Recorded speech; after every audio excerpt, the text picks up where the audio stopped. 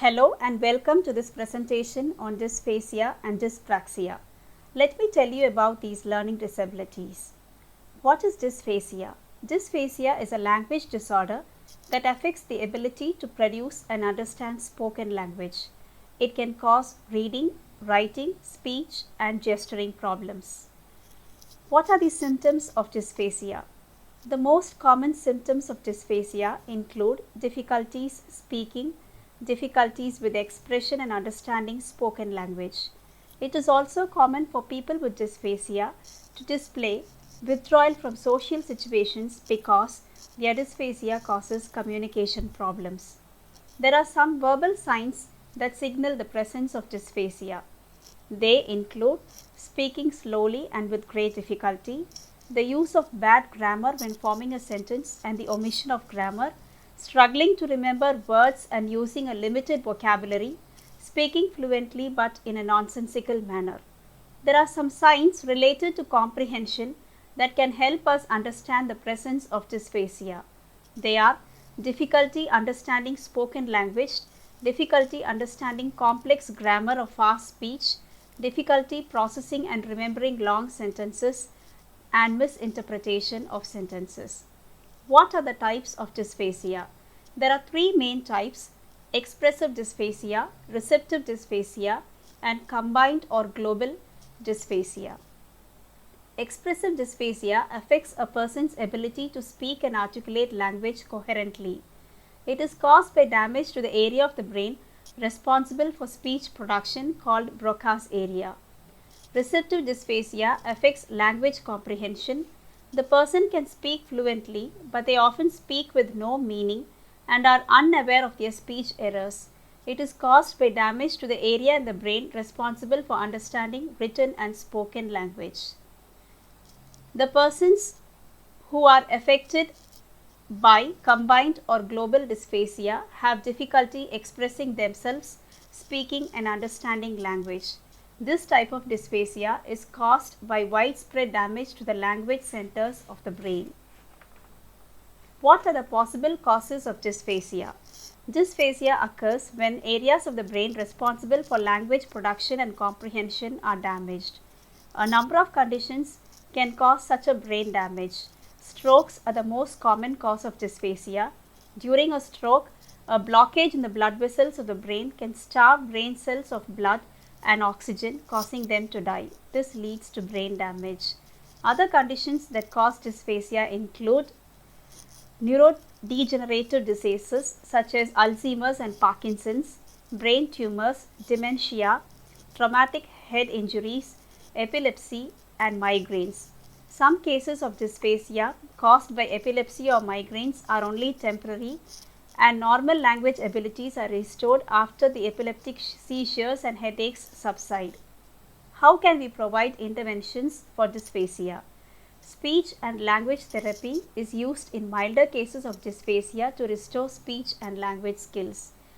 Exercises used to improve speech and language include exercises to distinguish sounds, pronunciation exercises, auditory memory exercises that involve listening exercises, processing information and recall, vocabulary exercises to increase vocabulary, semantic exercises to improve understanding of context and meaning, morphosyntactic exercises, for example, knowing when to use the correct pronouns and prepositions when forming a sentence. Let me now move on to dyspraxia. What is dyspraxia?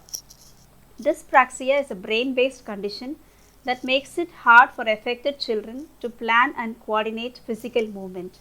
Children with dyspraxia tend to struggle with balance and postures. It is also known as developmental coordination disorder, DCD. Dyspraxia can affect the development of gross motor skills like walking or jumping. It can also affect fine motor skills. These include things like the hand movements needed to write clearly and the mouth and tongue movements needed to pronounce words. Dyspraxia can affect social skills too. Children with dyspraxia may have immature behavior even though they typically have average or above average intelligence. What are the symptoms of dyspraxia? Symptoms tend to vary depending on the age of the individual. Some of the general symptoms of dyspraxia include poor balance, poor posture, fatigue, clumsiness, differences in speech, perception problems, poor eye-hand coordination.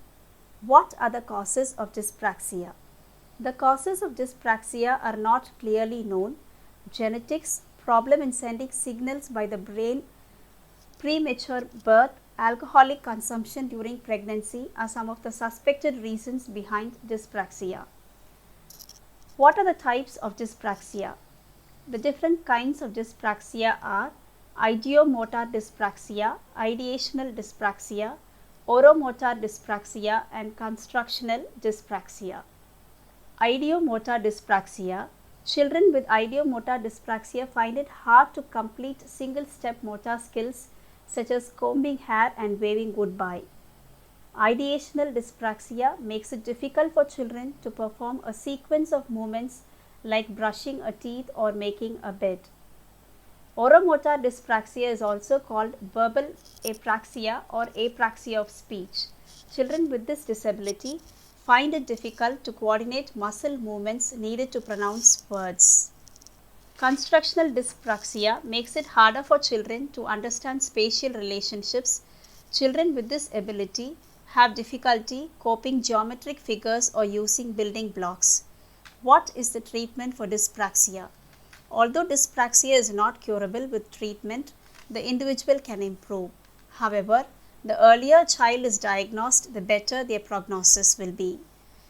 Common treatments given to children with dyspraxia are occupational therapy, speech and language therapy, perceptual motor training, equine therapy, and active play.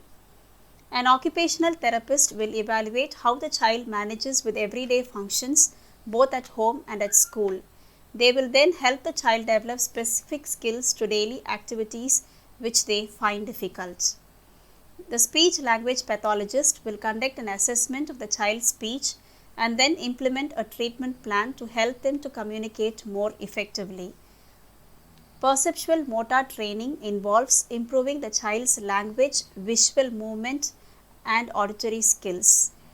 The individual is set a series of tasks that gradually become more advanced. The aim is to challenge the child so that they improve, but not so much that it becomes frustrating or stressful.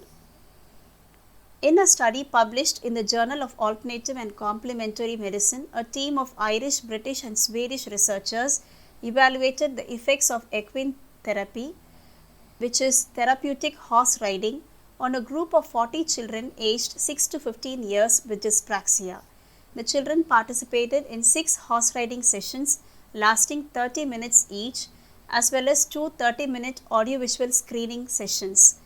They found that riding therapy stimulated and improved the participants' cognition, mood, and gait parameters. The authors added that the data also pointed to the potential value of an audiovisual approach to equine therapy. Experts say that active play, any play that involves physical activity which can be outdoors or inside the home, helps improve motor activity. Play is a way children learn about the environment and about themselves, and particularly for children aged 3 to 5, it is a crucial part of their learning. Active play is where a very young child's physical and emotional learning happens. Their development of language, their special awareness, the development of what their senses are, all come together. The more children are involved in active play, the better they will become at interacting with other children successfully. Thank you for watching this presentation.